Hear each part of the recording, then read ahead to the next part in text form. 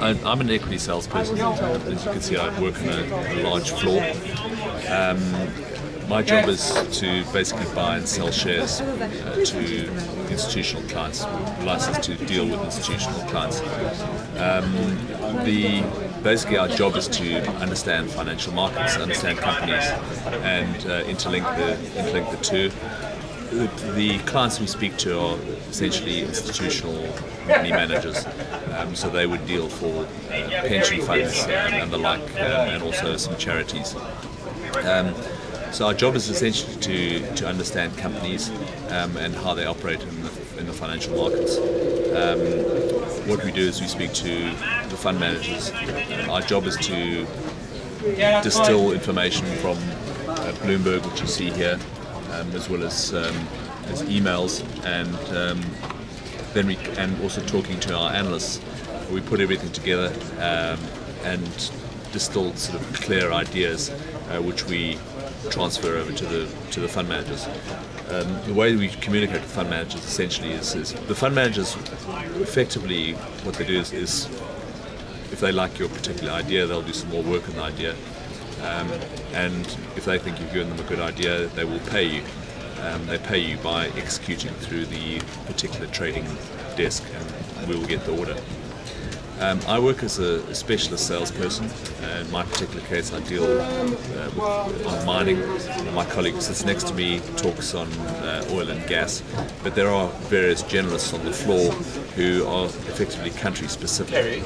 So the people on this desk who speak of the Canadian market, and they're a generalist in that particular market. I studied mining engineering at university, and that enabled me to get a very solid background on mining on the company. I swapped my hard hat and my career in underground mining. I was lured by good remuneration, but I also thought that it would be very exciting to come in to deal with financial markets. I mean, here you really are the cutting face of hearing stories from the news wires and interpolating what effect they're going to have on particular companies that you're following. So it's a very dynamic world. The day starts very early, depending on what market you're dealing with. Any time from around 4 to 6 in the morning. I arrive here, distill information that's come on overnight from wherever it is in the world. Some of the fund managers like an early morning call to talk about what's happened in the markets, but generally most of the clients we talk to want your best ideas. They want your money-making ideas that have been well researched, that you understand, you send over to them, and they will really want you to have conviction in a particular idea. So as I mentioned, if you come across with an idea, conviction, either a buy idea or a sell idea, that's effectively how you get paid. It's also very important to get to know your clients well, where you've got to know how to service the client, know when the best time to call him is, how he wants to be communicated with, whether it be email or by telephone. So it's very important to not only to get to know your research product that you're selling, but also the client. The other part of the business is really drilling down into the company's financial statements. We also take fund managers and go on field trips. This often involves being outside the country, going on field trips outside the country.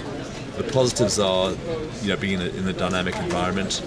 I suppose the negatives are that you are sitting at a computer desk, sometimes not particularly good for your eyes if you're looking at the computer all the time. You're sitting down a lot of the time, and you're also in an environment where there's lots of people around you, a lot of noise, and a lot of movement.